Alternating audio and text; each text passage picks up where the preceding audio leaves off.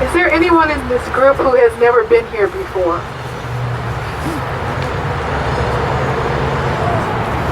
So we launched the struggle in 2003 to reclaim the African burial ground. It was a parking lot for VCU up until May of 2011.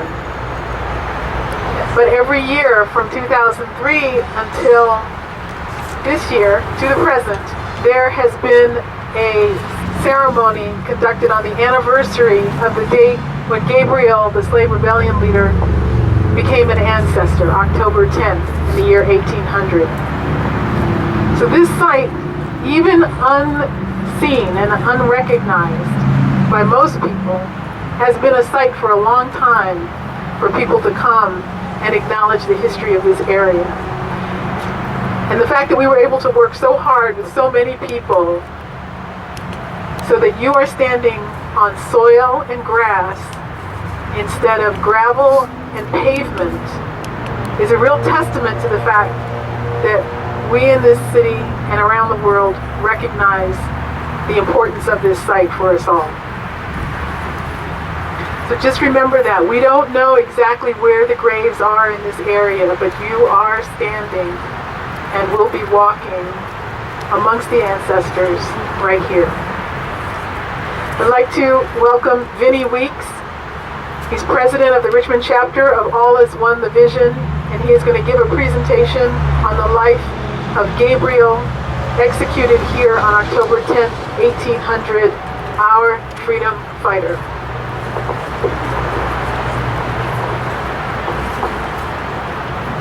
Hello everyone, thank you for showing today. This is the story of Gabriel from 1776 to 1800. He was a proud black man, born into slavery but determined to be free. At the age of 24, he organized what many historians consider the most extensive, well-planned attempt at a mass slave rebellion in the U.S. history. Every school child should know his story. There should be a statue of him on Virginia's Capitol Square. Schools should be named after him, bridges, libraries, cities. His name was Gabriel. Some people know him as Gabriel Prosser, but there's no evidence that he ever took or was given the surname of the Henrico County plantation owner who held him in bondage. A tall, imposing, literate blacksmith, Gabriel was born in 1776, the year of the American Revolution that proclaimed all men are created equal. He evidently took this to heart. He also was likely influenced by the successful Haitian slave revolution, began in 1791, reports of which were eagerly followed in Richmond. Of the city's 5,700 residents, the majority were enslaved African Americans. And in the election year of 1800, Gabriel knew that bitter conflicts were raging between the Federalists and the somewhat more democratic Republicans. He began to see an opportunity to turn the rhetoric of the American Revolution into reality. His plan was to recruit an army of enslaved blacks and march into Richmond from Henrico County. As a diversion, one contingent was set fire to the warehouse district by Rocket's Landing. Meanwhile, another would seize the city armory, while a third would capture Governor James Monroe, holding him in hostage until the area's slave owners agreed to the demand for freedom. All who would agree would be embraced as equals. All who resisted would be killed. They would march behind a banner inscribed with the words, "Death or Liberty," a slogan of the Haitian Revolution. The plan depended in part on Gabriel's belief that other poor and oppressed people would join the rebellion. Free and enslaved blacks, as well as working class whites and Indians. The beginning in the spring of 1800, Gabriel began to organize.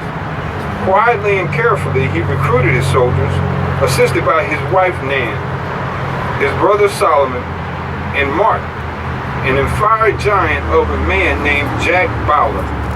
He built a small circle of trusted lieutenants, each of whom was assigned specific tasks. Blacksmiths secretly fashioned plowshares into swords. Literate slaves wrote passes, allowing recruiters to travel widely to spread the word. Watermen carried the news down the James River to Norfolk. Gabriel himself, hired out to work in Richmond, spent his Sundays wandering the town, impressing its features in his mind, especially the locations of arms and ammunition. The conspiracy grew, involving thousands in at least 10 counties, as well as the cities of Richmond, Petersburg, and Norfolk. Throughout this dangerous work, no traitors emerged, or if they did, they were cowed into silence by the fierce determination of the revolutionists. To be sure, the slave owners were picking up hints of trouble in an overheard conversation, a missing firearm, a runaway slave. In a letter to Vice President Thomas Jefferson, dated April 22nd, 1800, Governor Monroe referred to fears of a Negro insurrection. But Jefferson, like many slaveholders at the time, found it hard to believe the slaves could be capable of complex, large-scale organization. Some even believed that these sons and daughters of Africa had resigned themselves to live under servitude. Their white supremacist arrogance was a major advantage for Gabriel and his co-conspirators. Finally, the date of the uprising was set, August 30th. It would be a Saturday night, and groups of black people walking into the city were less likely to arouse suspicion. But as the freedom fighters made their way to their meeting place just north of Brook Creek, nature intervened in a terrible way. Richmond was deluged with one of its late summer thunderstorms. This one was unusually fierce. A torrential rain pounded the roads, making them impassable. The streams and creeks overflowed, washing away bridges. Gabriel and the other leaders decided to postpone the rebellion until the following day. The delay proved fatal. The great tension and unexpected change of plans proved too much for one of the conspirators. A Henrico County slave named Pharaoh shared the secret with a fellow slave named Tom. Together they told a member of their owner's family. By Sunday afternoon, the governor was taking action. Local militias were hastily mobilized and deployed. Groups of armed whites combed the countryside, rounding up suspects. Among the slave owners, panic reigned. As news of the aborted rebellion spread, town officials across the region pleaded with the governor to send arms and ammunition. For weeks, Gabriel himself eluded capture. Finally, he left his hiding place, swam out into the James River, and boarded a three-masted schooner called the Mary. For some reason, the white captain, a recently converted Methodist named Richardson Taylor, decided not to turn in the tall stranger, even though it is unlikely he did not suspect his identity. But there was a $300 reward for whoever found Gabriel, and shortly after that ship arrived in Norfolk, one of the Mary's crewmen went looking for the sheriff. It was September 23rd, more than 3 weeks after the failed rebellion. Gabriel was returned to Richmond and began one of the first residents of the newly built Virginia State Penitentiary. In all, at least 26 of the revolutionaries were tried, condemned to death, and executed. Many more were sold into hellish lives on the steaming plantations of the Deep South. Gabriel was the last to hang on October 10th, 1800. He had asked to die with his comrades, but that simple request was denied. With his hands bound behind him, he rode standing in the back of a tumbrel to the Richmond gallows in the middle of the burial ground for Negroes near 15th and Broad Street. According to the West African traditions, a restless soul who dies unnaturally does not pass into the spirit world. Instead, it finds a home in the body of a newborn child. 8 days before Gabriel's death, a baby boy had been born on the Southampton County plantation.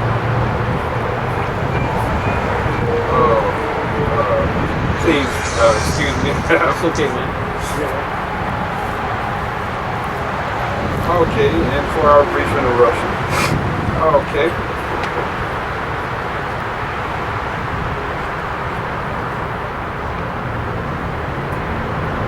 You want me to hold the mic for you? No, I'm good, brother. Hey, it just skipped back a bit.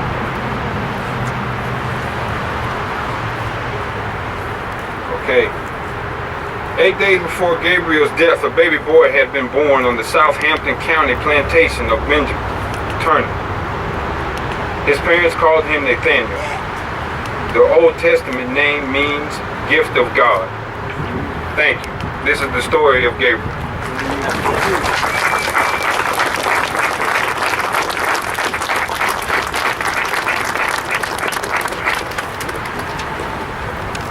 I'd like to welcome Phil Waledo, editor of the Virginia Defender newspaper, to give an overview of the efforts to reclaim this entire sacred ground and prevent the stadium from being built here.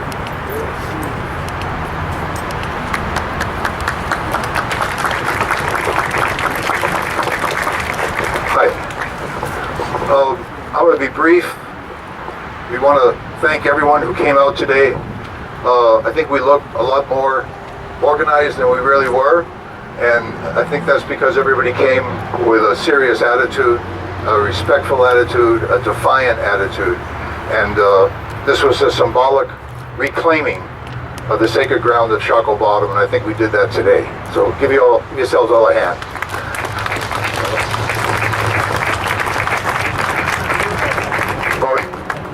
Now we're going to move beyond symbolism. 5 months after the mayor unveiled his announcement about Revitalize RVA that includes putting a stadium on the site of the Goodwin Templeton Jail where Solomon Northup was held in 1841. He made that announcement in the same parking lot where we stood next to Wyman's Bakery. And that property was purchased last April by H. Louis Salomonsky so that he could trade it for land closer to the stadium and build his apartments. He's the largest single real estate owner in Shockoe Bottom. He will be one of the largest players of Revitalize RVA, and he went to prison 10 years ago for bribing a city official on a development case. Of course, we believe in reformation and redemption, but H. Louis Salomonsky went on to manipulate historic tax credits so much that the city council had to change the rules they do on it. And he got on Chris Dovey's open source radio program in WRAR and said the problem with Richmond is that there is a ghetto, and that's the word he used, of people who make between $30,000 and $50,000 a year. Did you get that? And that the salvation of Richmond and a dearth of people who make $100,000. That's this word, dearth. And the salvation of Richmond, and you can find this in the archives at WRAR, will be when minority families move out of Richmond, taking their children with them, resulting in a decline in the school system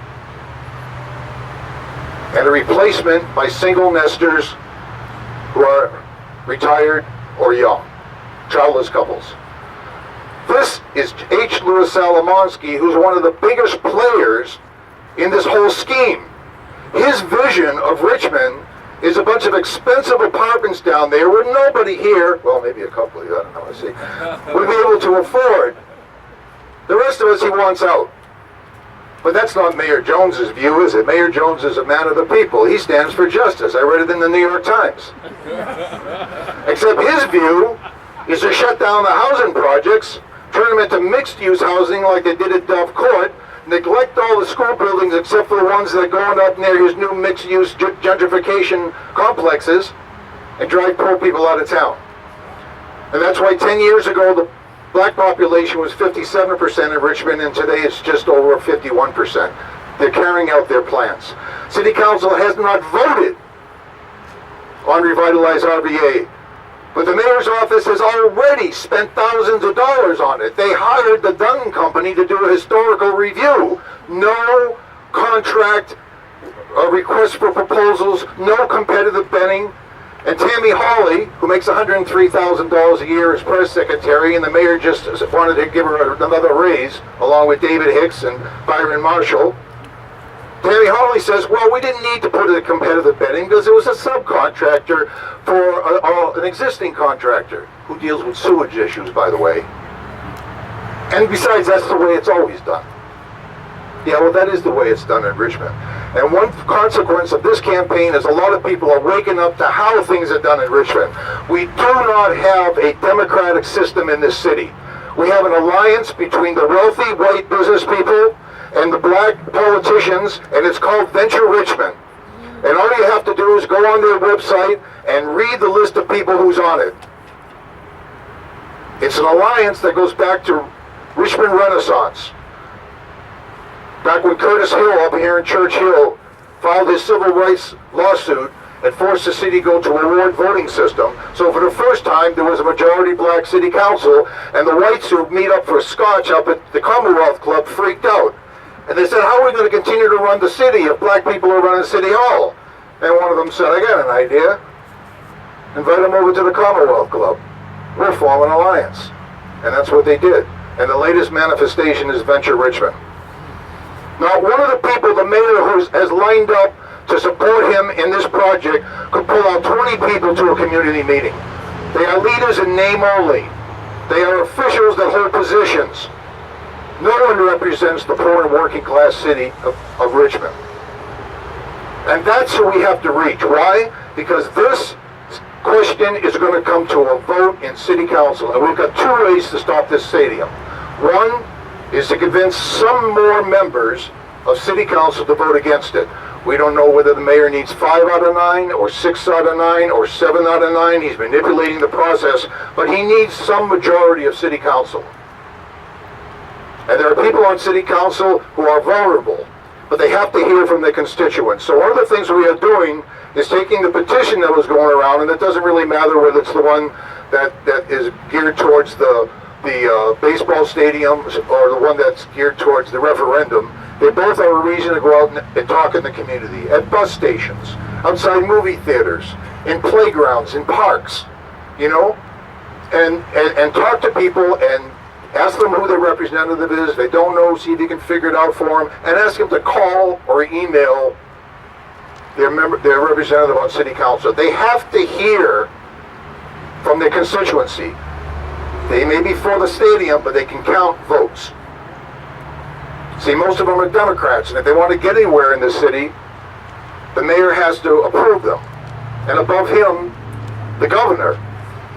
No one remembers the last time a sitting governor came to Richmond City Council for any reason at all, but 1 week in office, Terry McAuliffe comes to Richmond City Council 1 week in office and endorses the mayor's plan, and then suggests that he be the next head of the Democratic Party in Virginia.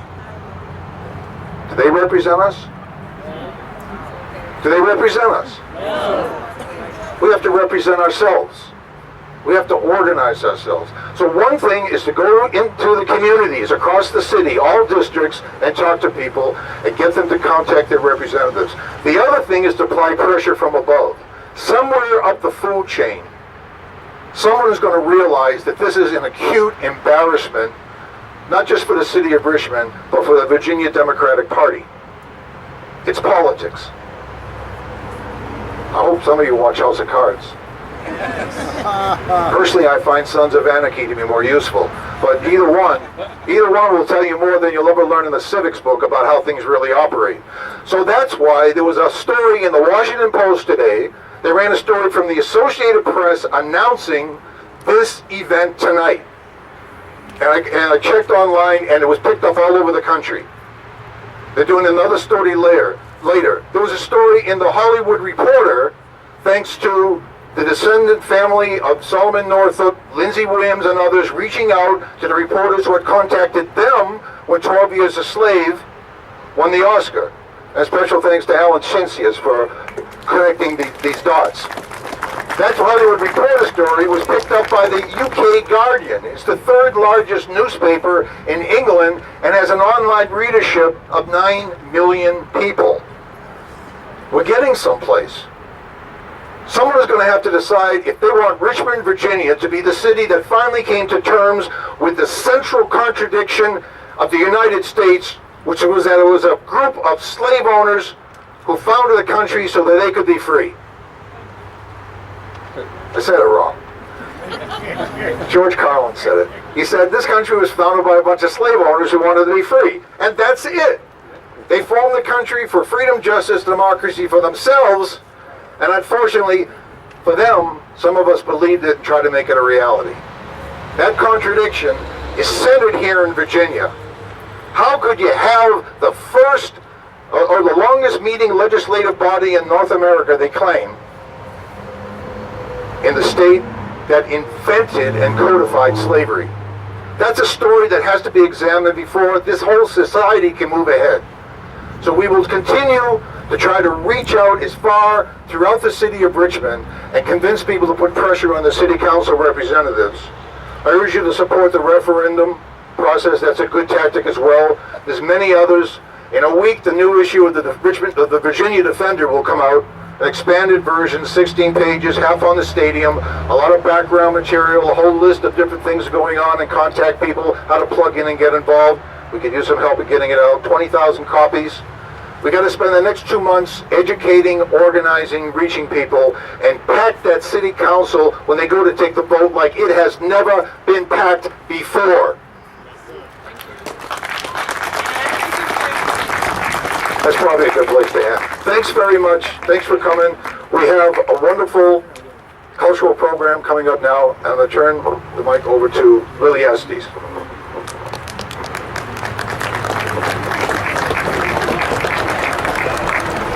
Thank you. Thank you all for staying as long as you have. We really appreciate the presence here this evening.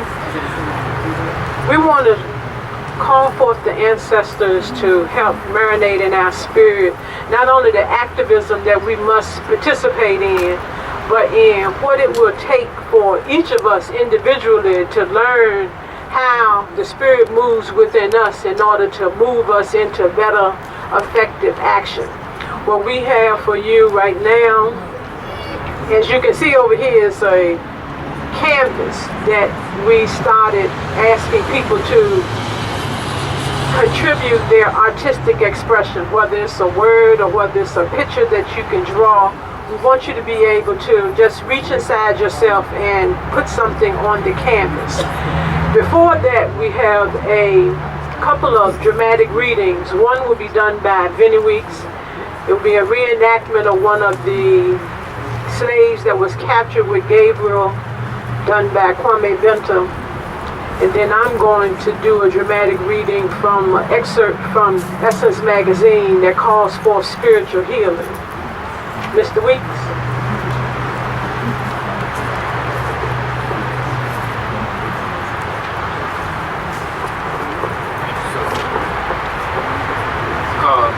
Thank you all for staying once again. Quick side note, there's been brought to my attention that we're looking for a big black bag. If anyone has found it, could you please bring it to someone? Okay, thank you. Also, we have some Shockoe Stadium signs that are available. They're free, so make sure you get with Fareed and you can have one.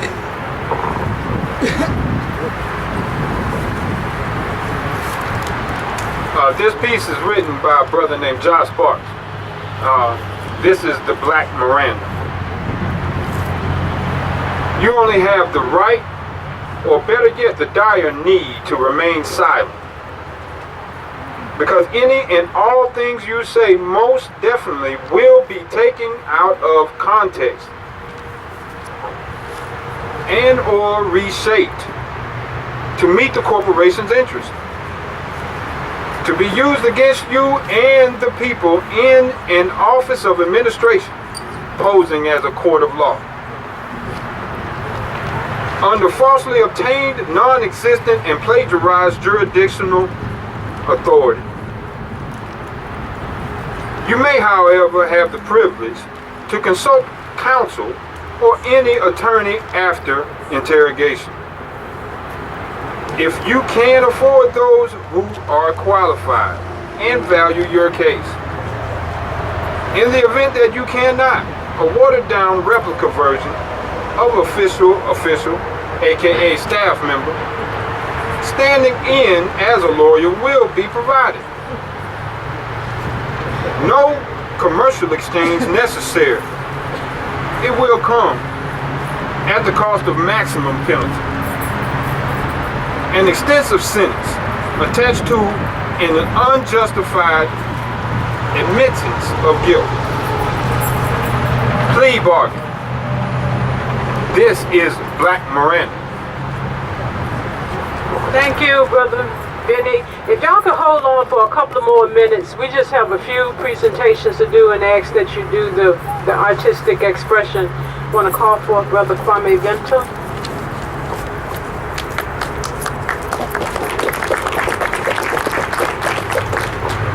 Greetings and Hotep.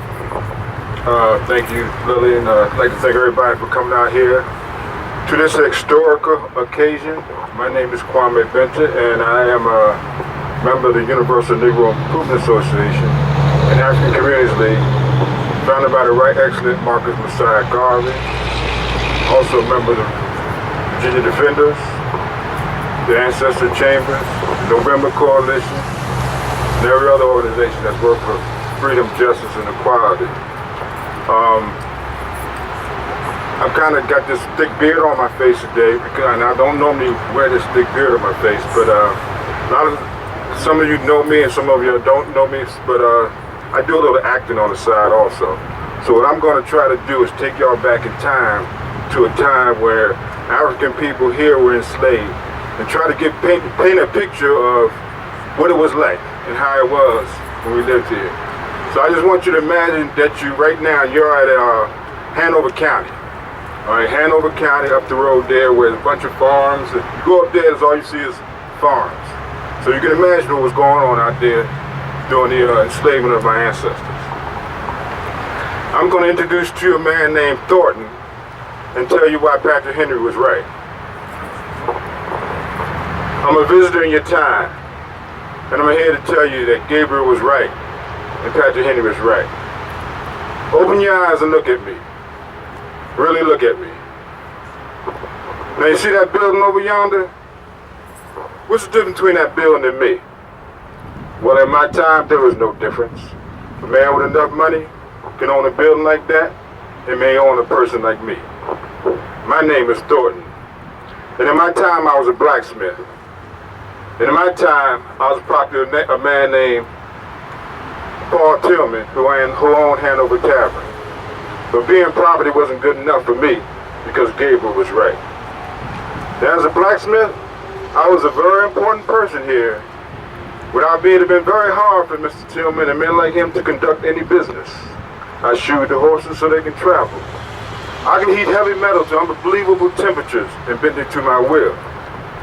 Blacksmithing was what you call a premium skill among the slaves. I wasn't serving no food. I wasn't cleaning no house. I wasn't picking no cotton in the field or cultivating any hemp. I was working with a skill that many white men would have been eager to learn as a trade. What I understood and what I could do as a blacksmith was worth money to Paul Tillman. Here in Hanover and areas around Hanover, men like myself were sometimes bonded out to work for others and be paid. Now the money didn't belong to us. We were property of the slave owners, you remember? Only a few slaves could keep any of the money that they earned when they went out to work for days, months, or even a year at a time. A few slaves who can keep the money might even try to save enough to buy their own freedom. But all of us slaves had enough freedom to travel about and have our eyes open beyond our master's home. And this is where I met Gabriel. and there was never another like him. Being a blacksmith and traveling around Richmond, Shockoe, and Hanover, we met all kinds of men, smart men. Some white, some black, some free, some slaves. This is how I come to know Gabriel, who also knew that Patrick Henry was right. Now, like me, Gabriel was a blacksmith and a slave. He was considered property of a man named Thomas Prosser, who lived on Prosser Plantation on Brook Road in Shockoe. Brookfield is what they called it. The house is gone today, but it stood a few miles south of what you call Brook and Perrin Road. Now, in my time, all this part of Virginia was covered with fields, trees, dirt roads, and trees. Bondsmen like myself would sometimes walk to Richmond and other counties to work for people who had money to pay for our services. A few lucky souls may even ride a horse or ride a carriage, but most of the time we walked. Now think about how you got here today. What if you had to walk back to your house? What if you had to do it in all kind of weather with barely enough clothes on and no shoes on your feet? If I was lucky, I might have a wife or a family. They may live someplace else. I'd be lucky if I was allowed to walk for days at a time. Maybe just once a year to see them. Now the manuals are like me, Thornton, and like Gabriel, who was a smart man. A man who could read or write. A man who could think what it might be like to make your own money and to own your own self. Think about your life in a day's time when you was growing up living with your family. You know they fed and clothed you because they cared about you. When you lived with your family, they believed in you. They wanted to see you grow up and have a good life and make choices of your own. But here, Gabriel, Thornton, and hundreds of other people, we were fed and clothed by people who didn't care about what we wanted or what we needed, only about how much money they can get from us, who never wanted to see us think and live like grown-ups. Yeah, a few may have been merciful to their slave property like they were merciful to a horse or a mule, but we were never mules, always men. So many slaves were angry and frustrated as we were, but who knew how to change all that was wrong with slavery? Gabriel was a leader. He had ideas. He knew about places like Haiti, where people had been treated no better than mules, wagons, or farm tools, had risen up and taken their freedom by force. Gabriel knew, like Patrick knew, that there were some causes so great that they were worth risking everything. Patrick Henry said liberty or death. Gabriel said death or liberty. We made a secret plan. We were going to take our freedom.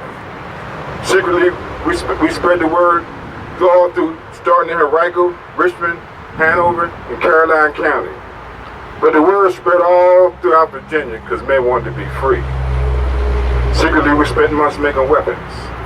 The blacksmith among us took ordinary farm tools and forged them to the unbelievable heat of our fires, bending them to our will until they became our swords.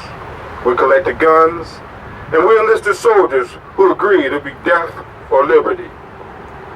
On the night of August the 30th, 1800, we planned to set fire to Rockett's warehouse in Richmond. And then we would storm the armory and take control of the military weapons. And then we would capture Governor James Monroe and force him to call an end to slavery. Gabriel's rebellion would have changed history. Except on the night of August the 30th, a powerful storm moved over central Virginia. It was like a rainfall we had never seen before. It washed away the roads and the bridges and our hope for freedom. Gabriel, who was our leader, who was our general, just like George Washington was the general for the rebels that we called patriots, he tried to send the word out to wait one more night. But before the next night arrived, we were betrayed. A slave named Pharaoh, a slave named Tom, told their master that an uprising was on the way, and we were found out. Many were captured, some held on some of these sites right here in Shockoe Bottom. Many, including Gabriel, were executed and hung for the crime of wanting to be free. Most of us were sold south, and a few were let go after President Thomas Jefferson said there had been enough bloodshed and punishment. Maybe it's possible that the founding fathers knew that Patrick Henry was right and that Gabriel was right. Maybe they were all right when they said that men deserve to be free. Maybe they knew what Gabriel knew and what I knew and what hundreds and thousands of other African people knew. That we're not meant to be property, not meant to be slaves, not meant to be mules, but men, and we deserve to be free. Maybe they knew that there was some causes so great they were worth every risk and any sacrifice. Gabriel was right. Our dream of liberty, it was worth our bravery, it was worth our example, and it was worth our sacrifice. Thank you.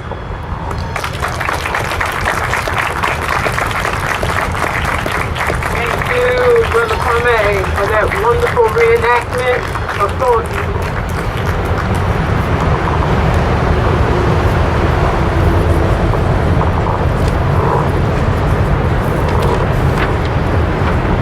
I want to share with you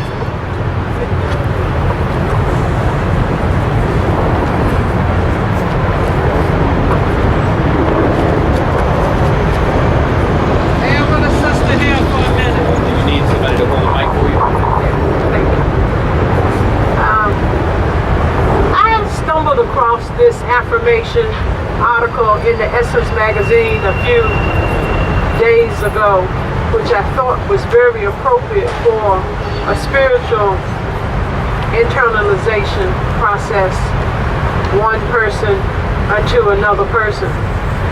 I really thought that this should come after Kwame's reenactment, because it really puts you in the mind of what we would have been going through back in that time, and then taking that same sentiment and transferring it into how we deal with ourselves now, given the obstacles that we have and the opportunity that we have in order to restore our communities.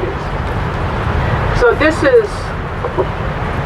we are in a moment in time that needs to be received in unison for what our community strategy must be.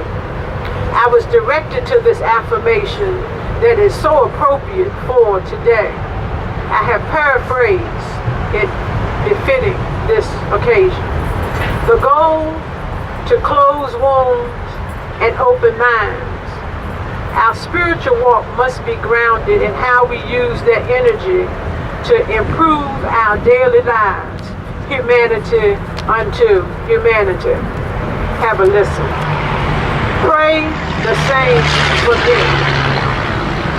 There are these intricate pathways in our lives that intersect and bridge generations, such as now. I didn't understand the magnitude of my mother's path, Africa, and the effect it had on me until I reached a point in my life where I realized that I had come to the exact same place where I believed my mother was before she died. Frustrated because she felt none of her prayers had been answered. Lost, looking outside herself for insight into who she was. Isolated, feeling as if she were the only one on the planet who was going through life's ups and downs, physically and emotionally unwell. You didn't put these chains on. They were there long before. And it is up to you, that is us, to find the keys to free ourselves. Unfinished business refers to issues passed down from one generation to the next that linger in our lives. The matriarchal generations before us guide us by tugging at our thoughts, actions, and deeds, praying that we get it right so that we can release them and so that we can be healed. Our ancestors knew what they had taught us, but they also recognized what they should have cleaned up. Each generation has the ability to choose, stay the same, and continue the pattern, or be so contradictory that they don't even know who they are. Those before us yearn for us to land in the middle, where we can grasp the reality that we have been just following a pattern. It is about releasing inherited thought patterns, behaviors, and emotions so that we can show up fully and live authentically. It takes courage to go through this process of taking an honest look at yourself, saying that first prayer can be the hardest because we are not sure if we are doing it right. But we must realize that there is no right or wrong, and that whatever comes from our heart is what is needed. These simple prayers of release and self-discovery can become our release. Create a sacred space. Start healing. Look back over your life and investigate your emotions, behaviors, and the things you know you need to work on. Craft your prayer. Pray that you are able to free yourself from the words or experiences that made you feel this way in the first place, and know that you were born for a purpose specifically designed for you. Pray the same for me. Release. Say the prayer you created to the generations. As you pray, envision them being released from the past. Visualize the chains coming undone, liberating them and freeing you. Trust what you feel and that all has been delivered. This is an excerpt from Essence Magazine, March 2014. Author is Marquita Smith. It's actually a title of a book called The Same, Pray the Same for Me. It is available on Amazon.com. The benefits of using Amazon, I can and tell you about it another day in another venue. Shalom. Now we want you to express yourselves, however briefly, on the canvas. We have some paint, some markers, and someone else have something else to say. Thank you all for coming. Good night.